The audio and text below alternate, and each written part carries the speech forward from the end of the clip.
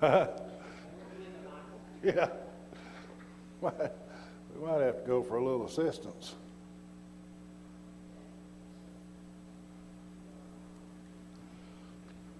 Ain't supposed to be but 60-something today, but I think it's about 85 in here. Whew. Hallelujah. Our lesson today is a backsliding people. But our lesson this week, we're looking at another way,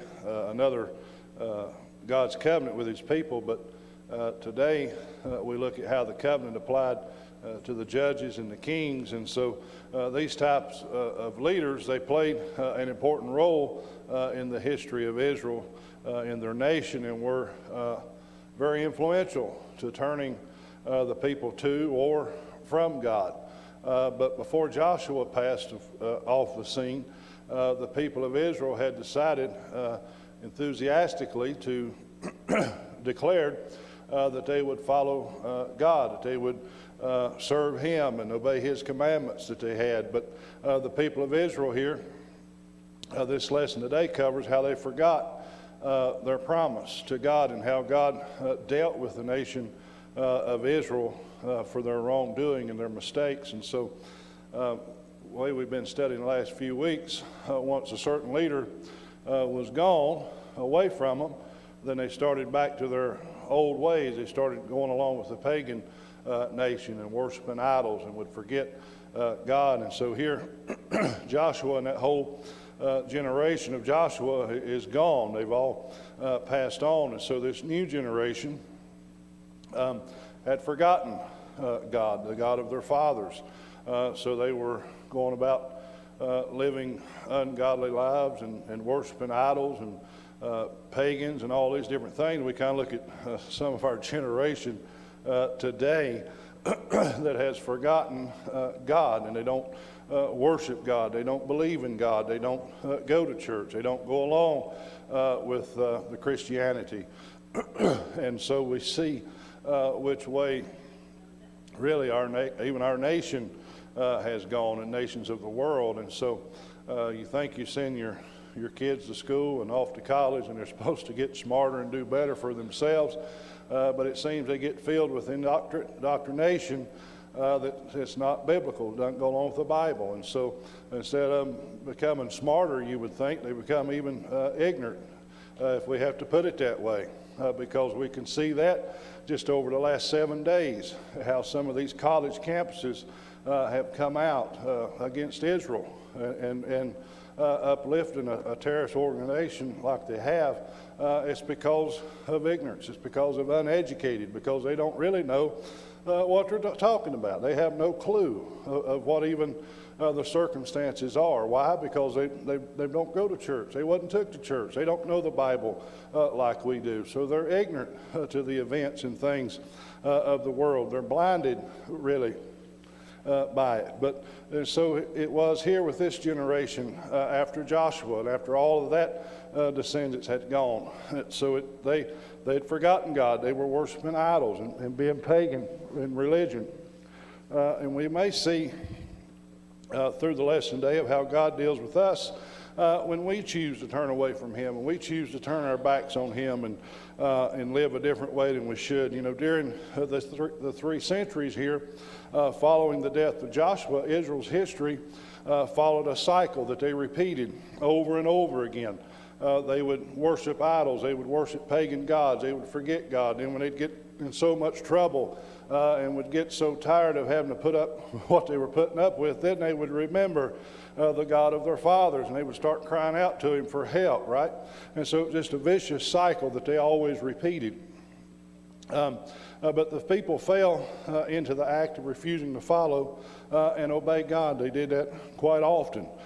So this always caused them, we know, to fall under domination of a pagan nation until the people cried out to God, and he sent deliverers that we've studied the last 3 weeks, or judges, to free them. And so we know that Joshua was used by God to lead the people into Canaan, to defeat the Canaanites for the city of Jericho. We studied the other week where Ehud was used by God to free them from the Moabites. There's another judge that God used to deliver his people.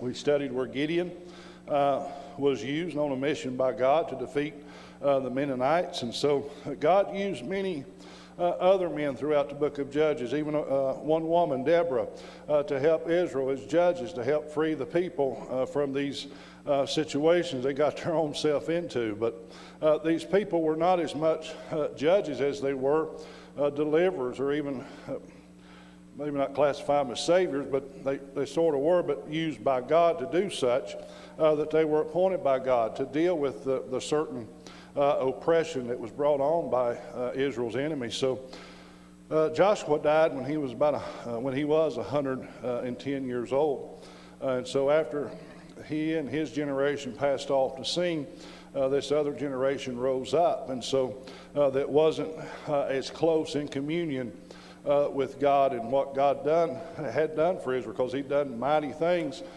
for them and brought them mighty victories. And so they wasn't close to that, didn't really know a whole lot about it because they wasn't there. So this lesson today kind of shows us the institution of the judges that God used, and gives us sort of a description of how God used them to help Israel. And so we'll see how God used them to help, but God also sends people by our way to help us as well as he did for the children of Israel. We'll start with chapter 2, verse 16. And nevertheless the Lord raised up judges which delivered them out of the hand of those that spoiled them. And so even though we see the people of Israel had turned away from God and their promises to him, because they made promises to him that they would serve him, they would worship him, they would obey him and live in obedience, and they always went back to the ways of the world, you know. But we find that a merciful God was working always on their behalf, and he raised up these judges to instruct them back into the ways of God, to help guide them back to that reconciliation to him. And so this kind of raises a question maybe to us. How long can we run away from God before he stops helping us? You know, maybe he gets tired of it. Sometimes we get tired, right, of helping someone for the same thing over and over and over. And we'll say, I'm not helping them no more. But then we'll wind up helping them again, right? But the truth is that our God he is a merciful God, right? But he works to turn us back to him. He works in different ways to turn us back to him. And so we read that when Israel was in trouble with their enemies, God raised up capable, godly leaders to meet the people's specific need of that time or whatever situation they were in. And he drove those enemies away from them. And so God used these pagan people, though, to chastise the Israelites as a form of chastising them, giving them a whipping, right, for being disobedient. Growing up, we got a whipping for being disobedient. And so he used them to chastise them for their sins. And over the last several weeks, we've studied out where this rebellious activity happened quite often, quite a lot with the children of Israel, where they forsook God and even forgot about God until they found themselves in trouble and took more than they could bear, right? And so then they would suddenly remember the God of their forefathers, you know, and call on God for help. And so we notice that every situation that God never did forsake them. He was always there when they called him. They forsook him, they went away from him, but he never turned his back, really. He was always there when they cried out, when they called out to him. And so this is to be seen as a discipline to them and drive them back to him for forgiveness and that restoration that they needed to get back to God. And so I kind of was thinking in my own outside of the box. Maybe I'm right, maybe I'm wrong. If I am, I am. I don't know, but I don't think I am. I began to think about the prodigal son, right? Because he wanted his inheritance early. He wanted to leave home. He wanted to go out on his own, right? He wanted to be rebellious. He wanted to live a life he thought would be better than what he had. And so it's kind of with the children of Israel, maybe in their way of thinking, that they thought maybe life would be better if we did like these Moabites and these Mennonites, you know. But here we have this prodigal son who he thought life was better outside of the home. And he left home early. He left to live a carefree life in rebellion, really, against his father. And so we know, when we go through the story, how he reached rock bottom, right? He was feeding the pigs. He was a Jew. Jews don't even eat pigs. So he was feeding pigs for Gentiles, right? But he had reached rock bottom. He was no longer, didn't have any more of his inheritance, didn't have any more of his money. He done spent all he had. But guess what? He wanted to go back home, you know? And it's going back home, he just wanted just to be a servant, because he knew that his father's servants at the point of his life had it much better than he did, just being a servant. So he wanted to go back and just be a servant. But the father was looking for his son to come back. And he seen him coming, and the father ran to him, right? So instead of making his son a servant, the father told him to put a robe on him, to put sandals on his feet, to kill the fatted calf, have a big party, placed a ring back on his finger. What is that? It kind of goes in along with this. The father put him back to where he was when he left. He forgave him. He welcomed him back. That restoration came between that prodigal son and his father. And so God, he asked him for forgiveness. So it's like with us, when we've maybe strayed away, when we've reached rock bottom, when we've kind of realized that we ain't making it, you know, we're in a lot of trouble. We cry back out. We cry to God. We go back to him. We ask for his forgiveness. And that happens just as it did with this prodigal son and his father. That God welcomes us back as to where we were. He places us back with him, and that restoration happens between us and God. So God raised up these judges to help guide these Israelites through whatever opposition and oppression, and gave them deliverance that they needed. Verse 17, and yet they would not hearken unto their judges, but they went a-whoring after other gods and bowed themselves unto them. They turned quickly out of the way which their fathers walked in, obeying the commandments of the Lord, but they did not so. And so we read that after God made provision to take care of Israel needs as a nation, the people still turned away from him. They forgot the promises that they had made to him, along with Joshua, even his household. They forgot to follow in that path of those who had been faithful to God before them. They forgot the heritage of godliness that preceded them. Here, have we forgotten maybe some promises that we've made to God and our godly heritage maybe? How might sometimes we can compare to this disobedience of the Israelites in their history.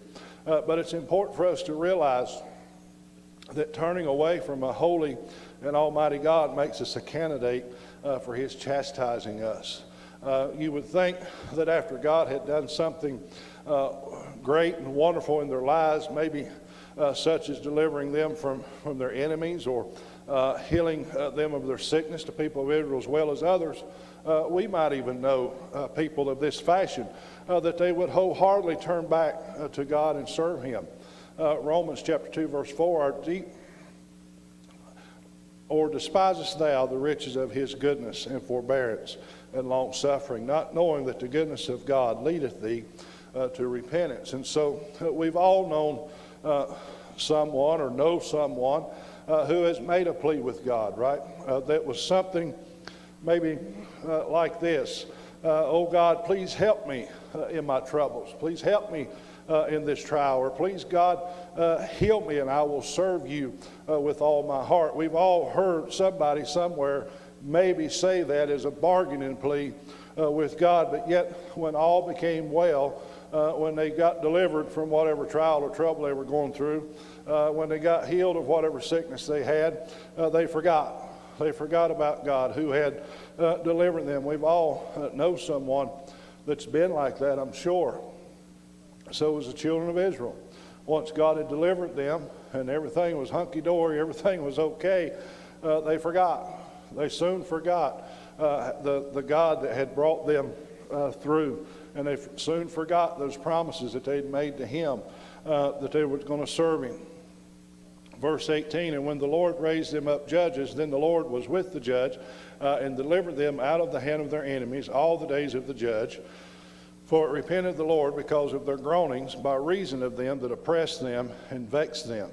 So God reminds us in his word that he is merciful towards us. And so when God saw his people suffering here, the children of Israel, at the hands of their enemies, he sent judges to deliver them. He had pity on them, right? In the same way, God's heart was softened in the pity when he sees us suffering, right? And then he works, even though despite of our wayward ways, to set us free from our trying circumstances, our problems that we're facing. He gave the Israelites judges who would lead them, who would help them to get through what they were going through and restore back to him. So God, we know, is a merciful God who does everything he knows to turn us back to him. And so he sends us godly people to instruct us and lead us when we've gone astray and we're having trials and troubles and tribulations. He sends somebody our way that helps us and leads us the way we need to go and helps us get to that restoration, just as he sent these judges, like Gideon and Ehud and all those. 19, and it came to pass when the judge was dead that they returned and corrupted themselves more than their fathers, in following other gods to serve them and to bow down unto them. They ceased not from their own doings, nor from their stubborn way. So here the people followed God for a time, for a season maybe. But when that judge died, they forgot to follow him. And then they went right back to their same old ways. They went right back to the gods of the nations that was around them. So we can ask this question: Does following God get wearisome after a while? Reminds me of an old song. Sometimes it does get weary for us, right? And so it's an old song called "Keep Me Sanctified." Here sometimes my load is so hard to carry, and it seems my cross I cannot bear. When I've tried so hard and I've been such a failure, whatever I do, whatever I say, keep me sanctified. In the chorus, keep me sanctified when the storm clouds gather, when the battles get rough and the way seems hard, when I've tried so hard and I've been such a failure. Whatever I do, whatever I say, keep me sanctified. So when God sends us godly leaders, we ought to follow them and their instructions, right? By doing this, it will pull us out of our suffering that we're going through. As long as there was godly leadership, the people of Israel were motivated, right, to follow the ways of God. It motivated them to live for God, right? So I began to think of this. I thank God for our godly pastor and his wife. Even though they're my parents, that has nothing to do with these statements here. But I see their example that they show. They show us an example of godly living. I know their commitment to God and also our church, because I've lived it for 44 years of my life. So I know their commitment to God and commitment to our church and commitment to our people. They call folk on the phone to check on them. They go to the rest homes, to the hospitals, to the wherever, and visit, send cards. It's always a constant work that a lot of us in here, not me, but that we don't see, we don't know about. But it's a constant work. But and I know how hard that they work. I know how hard Dad, our pastor, I know the hard work that he puts in to his flock to bring us a word, to preach his heart out. Even when he don't feel like it, he still does it because of his love and dedication to the Lord, but also to our church. And so that brings, if we follow that, our godly leadership that we have, right? It should motivate us to even be that more of a follower of Christ and want to do that much more for the kingdom of God by following their godly leadership, just as the children of Israel would follow Joshua and his household, and they were motivated to live for God and do his work, right? So it kind of puts it in perspective for us a little bit. Verse 20, and the anger of the Lord was hot against Israel. And he said, because this people hath transgressed my covenant, which I commanded their fathers, and have not hearkened unto my voice, I also will not henceforth drive out any from before them of the nations which Joshua left when he died, that through them I may prove Israel whether they will keep the way of the Lord to walk therein, as their fathers did keep it, or not. And therefore the Lord left those nations without driving them out hastily, neither delivered he them into the hand of Joshua. So the people of Israel had to learn a bitter lesson here, right? One that is certainly even appropriate for even us today as well, the church today. When they disobeyed God, God removed the blessing, right? When we disobey God, his blessings are not upon us, right? Because we're in disobedience to him, right? So the covenant with God was broken. So his mercy here, it changed to wrath. He had finally, I guess, had enough, right? They wasn't learning the other way with the chastising. So here he kind of turns a little bitter. His mercy changed to wrath. He vowed to them that he would no longer drive out the enemies of his people. He had done it time and time and time again, and just for a short season they remembered and they followed him, and then they would forget about him again. So the truth here for us is that without God's protection, we are totally vulnerable, right? Just as Israel was. Without God's protection, they were totally vulnerable to the enemies of their nation. And so God sometimes it puts us in a situation in order to test our faithfulness to him, right? Sometimes we go through a test or we go through a trial to test our faithfulness to him. Difficulties have a way of trying our faith, right? You get a bad report at the doctor, it starts trying your faith, right? You kind of get into a marry pit of self-pity, wondering why, you know. And then we start realizing that our faith is weak, so we need to get back to where we have a stronger faith, right? So when God withdrew his hand of blessing here upon his people, they had to fend for themselves. They had to fend for themselves, had to take care of themselves. And so the truth for us is that if we disobey God, he may take away his blessing even from us. And we don't want that. We don't want the blessing of God taken away from us. So that's too much of a risk, right? It's too much of a risk for us to take for a fervent, passionate believer. So we are open to Satan's attacks without God's protection, right? That made me think of another story in the Bible. Remember Job, right? Satan couldn't touch him. Because why? Because of the hedge of protection that God had around Job. Satan couldn't touch him. Job had this protection. So finally God lifted the hedge to test his servant Job, because he knew Job would serve him, right? So Satan got his wish. He got to do all these things against Job. Job lost all he had. He lost all of his possessions, right? He lost his family. Had that nagging wife tell him to curse God and die. Why don't you just curse God and die? But Job wouldn't do it, would he? Even there with the pots, with the bowls and stuff on him. It had to be pain and agony, right?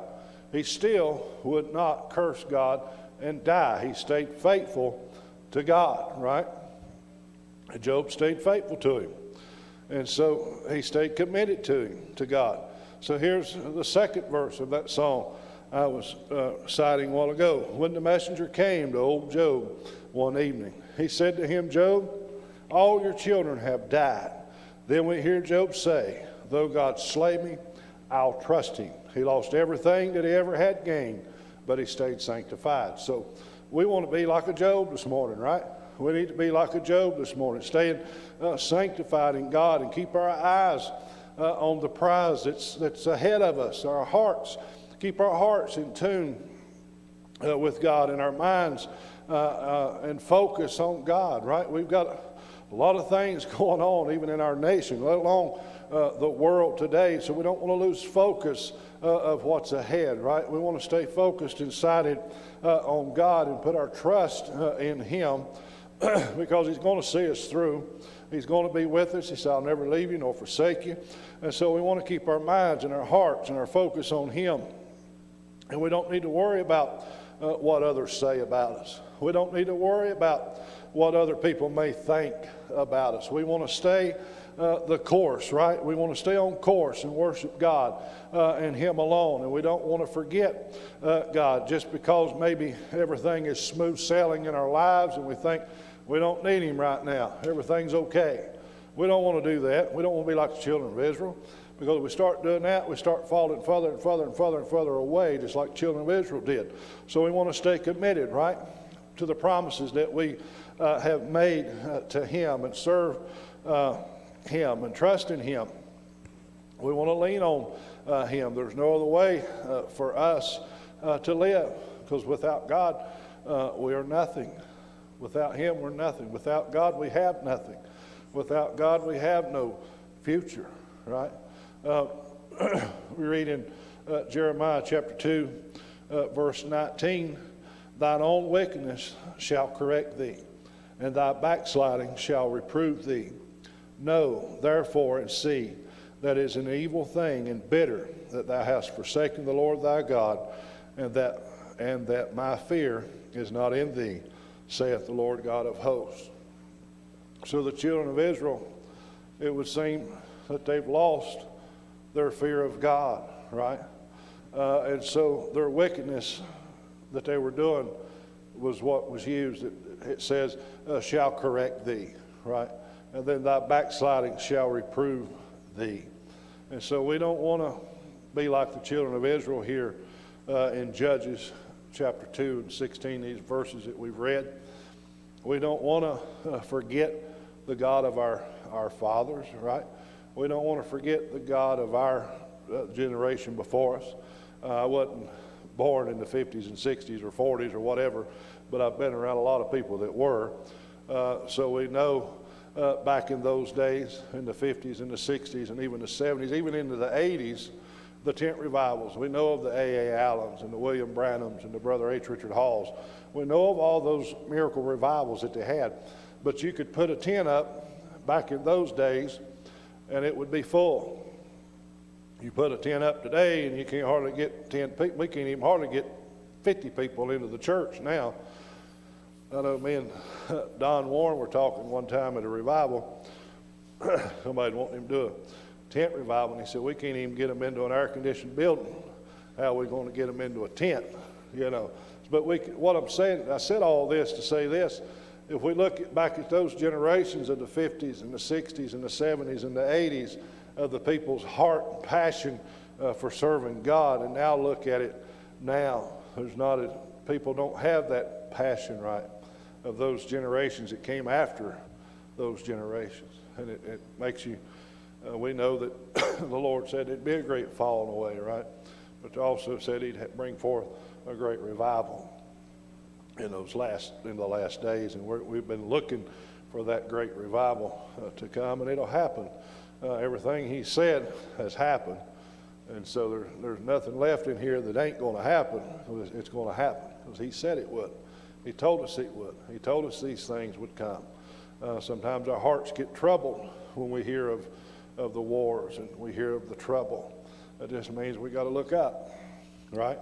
Because we know He's coming. We don't know when. And it may be 10, 20 years from now. I don't know. Nobody knows. People can try to tell you they do, but they don't. He just said He'll come as a thief in the night, you know. But we want to be ready, right?